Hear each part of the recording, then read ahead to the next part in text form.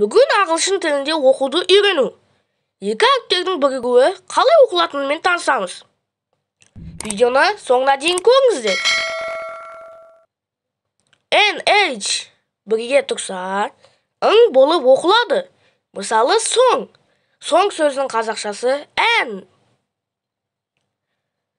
CH бірге тұрса, Ч болып оқылады. Мысалы, cheese. Cheese сөзінің қазақшасы ірімшік. EA бірге тұрса, И болып оқылады. Мысалы, beach. Beach сөзінің қазақшасы жағажай. Екі О тұрса, У болып оқылады. Мысалы, book. Book сөзінің қазақшасы кітап.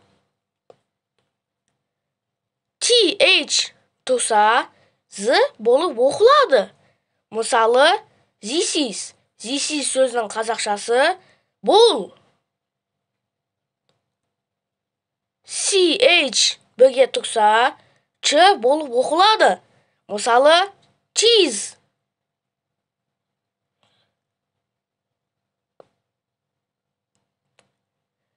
SH бірге тұрса, Ш болып оқылады. Мысалы, shop. Shop сөзінің қазақшасы дүкен.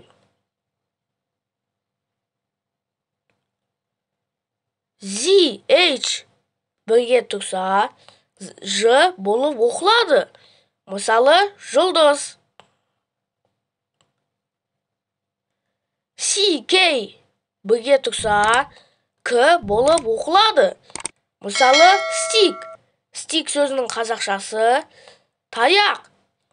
Видеоны соңына дейін көріңіздер. Сау болыңыздар.